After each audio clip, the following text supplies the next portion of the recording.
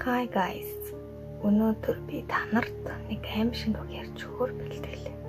Харин тэрхүү аимшиг үгийг чат GPT зохиосон бөгөөд ингээд бүгдээрээ түүний ярьж өгсөн аимшиг үгийг хамтдаа сонсцгоё.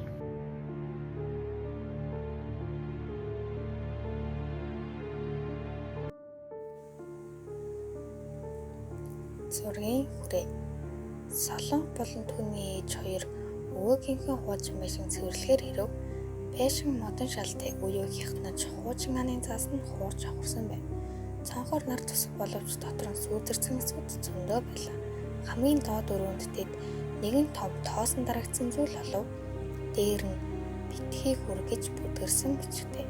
Солонх сониуч занган барьж дээлэлгүй цаас давган тайлтал хуучны модон хүрээнд байсан хар цагаан зураг гарч ирэв. Зурагт нэгэн охин хөл нүцгэн нүдээ том хар хүрээлтэйгээр харж зогсно. Ёстой аимшигын зураг байна гэж солон хэлээд инэв. Ээжисээ тэр гуйж ширээний болон давхар зөвшөөрөв. Тэр шин солон гэрэл унтраахад нэг мэтгэж зураглуу дахин харж байлаа.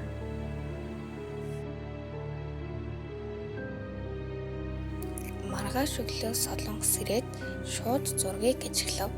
Түүний анзааралгүй байсан зүйл бол охины хоёр хөл нь агаарт хөвж байсан мэт байсан бол одоо нэгэн жаахан газарт гიშгсэн мэт харагдана. Шөнө солонго амар зүудэлжээ.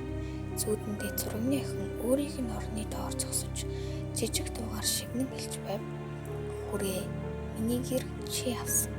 Өдөр бүр охины байрлал өөрчлөгдөж байлаа. Нэг бол ойрт нь нүдэн ширтэн хуран хөдөлсөн мэт санагдав. Ээж тэлгэхээр ээж нь ерөөсөө тоохгүй байлаа.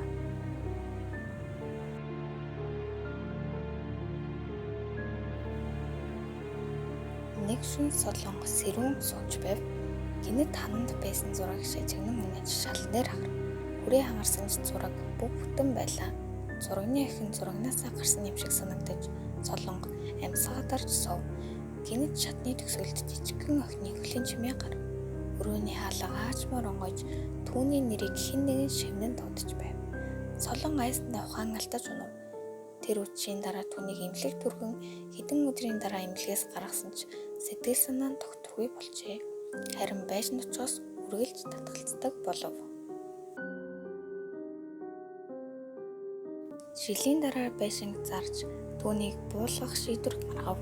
Харин ажилчид байшинг буулгаж байгаад нэгэн зүйл олжээ. Ханын цаасны цаан угцсан ижлэгэн зургийн хүрээ. Гэхдээ энэ удаад зурагт хоёр охин зогсож байна. Нэг нь хуучин охинтой маш адил, харин нөгөө нь солонготой маш төстэй байлаа. Энэ дүүхэн дурсамж тэнд дууссан юм. Гэвч заримдаа орон нутгийн хүмүүс байшингийн орчинд хүүхдийн хөлийн чимээ сонсогддог гэж ярьдаг. Зураг алга болсон. Гэхдээ шөнө болгон хуучин байшингийн газар руу нэг жижигхэн сүдэр алхдаг гэх яриа ам дамжин яригддаг болсон байна.